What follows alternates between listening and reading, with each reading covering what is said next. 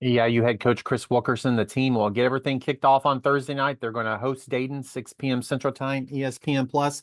Coach, just get us started, just some general thoughts about your team heading into the opening game. Yeah, Kyle, thanks for having us. Super excited about finally getting a chance to play against somebody else.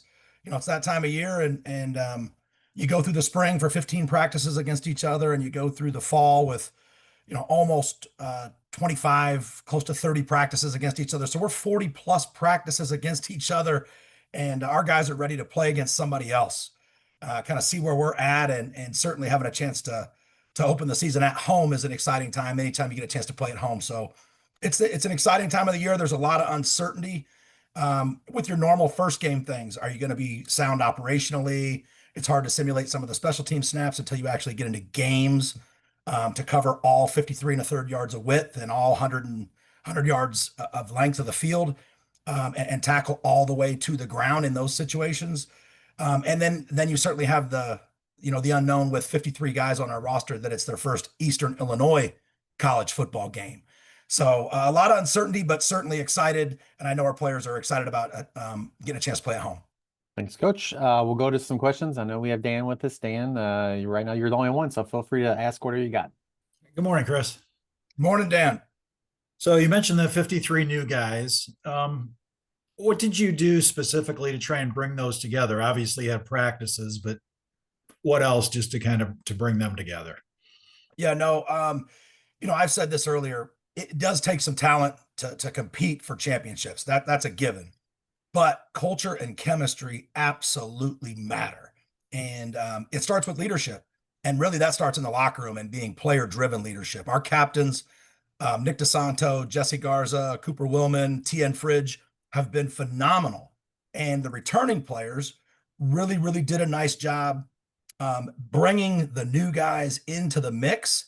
And the new guys, to their credit, were very receptive and respectful of how we try to do things here. And that was a huge difference for us. And then once they got acclimated into the culture and felt comfortable and earned some respect here, they have now been able to interject some of their thought. And so it's been very collaborative, but really, to be honest with you, it starts with leadership. Again, those guys have done a great job. Our entire team coming together. Couldn't be more excited. There was a ton of different things that we did. You mentioned that we spent a lot of time together in the building, in the weight room, and on the field. But they spent a lot of time together off the field, whether it was, different barbecues, different community service events, playing different games outside. They did spend a ton of time together, and it was fun to watch them grow and learn. So I'm really excited about this group. It's been a phenomenal group to coach every single day. So I'm really excited about this group of players and certainly the staff. I want to ask you what set Cole LaCrue apart from the other quarterbacks in the competition going into the opener? Yeah, all the guys in the room were phenomenal. They really handled it very well. Again, competitive, and every single one of them was competitive, and every single one of them, competed their tails off. But all the guys, at least the kind of the top three guys, Cole and Connor and Blaney, they're certainly very good leaders. They've all got great skills.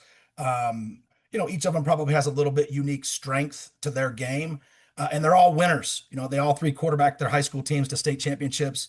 But in Cole's situation, not only is he competitive and certainly skilled, but he's really, really, really athletic and explosive. And so the offense just seemed to click a little bit more as he got more comfortable with it, and he can make every throw on the field. But again, we're going to try to play to the strengths of his game and let him continue to get comfortable with our offense and the surrounding cast of characters, and do whatever we have to do to try to take care of the football and score points. But I would say again, his leadership, his competitiveness, and certainly his athleticism. The last time we spoke, the news was kind of breaking that John Gruden's going to be at the game, and the timetable was kind of unknown then. Any opportunity for him to talk to the team? Yeah, there is. It's a really unique experience, and Coach Gruden is, as I've mentioned before, the ultimate football guy. Somebody that got his start in the OVC at SEMO and has worked his way up and coached an NFL franchise to a Super Bowl championship. He loves the game. He's been making his rounds. I will not be surprised if he's if he's coaching next season somewhere, whether it's the National Football League or whether it's a P4 school. And I know he's got an awful lot of football left in him, and still just loves the game. But yes, unique that as we engaged in that experience that he was kind of promoting schools and getting some gear and doing some marketing. We thought it would be interesting to put the field pass access and invite him to our game, as obviously he's a graduate of the University of Dayton. And he was able to take us up on that. And so he will be here Thursday night. And again, we kind of knew it was Thursday night. I'm sure Saturday he'll be somewhere watching football. He's a football guy, but we figured Thursday night we'd have a pretty good shot, and it was able to work out. So he'll be here Thursday. He'll arrive about noon. I think he's going to have lunch with some people in town, a little meeting with our administration, going to tour our facilities. He is going to meet with the team in our final team meeting at 1:30. He's going to have a pregame meal with our guys at 2:00. And then, he wanted to sit down for just a few minutes. And certainly I think we provided him the opportunity to talk to the University of Dayton's football team as well. He'll tailgate with our former players out in the parking lot an hour before kickoff, and he'll come in and do the ceremonial coin flip, and then he'll be on the sidelines in O'Brien. And as I've said, I'm not sure he'll be wearing. I wouldn't be surprised if he's wearing red, and certainly standing on the Dayton sideline. And I understand that as its alma mater. Got one more for you. What's it mean to open up at home? Because that hasn't always happened, with usually having to play an FBS school to open the season. Yeah, it's huge. Anytime you get a chance to play at home, it's big. And, that's something that we take a great deal of pride in. And this year, for the first time in a long time, Eastern Illinois is going to have 6 home games. And we want to make sure that we continue our preparation this week and put our best foot forward at 6:02 on Thursday night.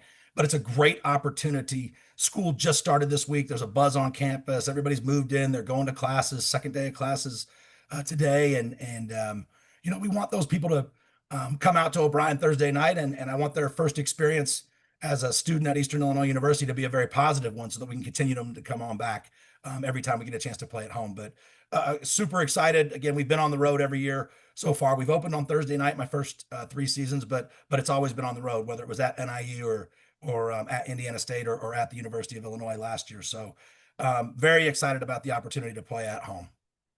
Thanks again. Kyle, you got anything? Yeah, this last one, Coach, just about any thoughts on Dayton and what you've seen, I guess, of them on film? Oh, yeah. Very, very good football team. They got off to a 5-1 start last season. Very well coached. They led all of FCS in total defense, passing yards allowed, first down defense, third down conversion defense, in the top 5 or 15 or 20 in about every statistical category on defense, scoring defense, time of possession. Very, very, very well coached team. They are also a very veteran football team. They have, of their 22 starters, all are juniors or seniors, 3rd or 4th year players. And so we're going to have our hands full. Offensively, they've got a lot of people back, 1,000-yard rusher, all PFL guy, slot receiver, all PFL guy, 2 offensive linemen that are captains. One of them is an all PFL guy. Quarterback has started 15 games and gotten better every single game. And he's a big kid, 6'5", 230, throws it, can run. They've got a transfer from Youngstown State University. That's a quality football player. So we're going to have our hands full. And our guys understand that for us, we just want to continue to prepare and make sure we put our best foot forward at 6:02 at home on Thursday night. Appreciate it, Coach. Thanks for your time. And just best of luck to you and your guys this week, and we'll talk to you next week. Thanks a million, Kyle. Go Panthers.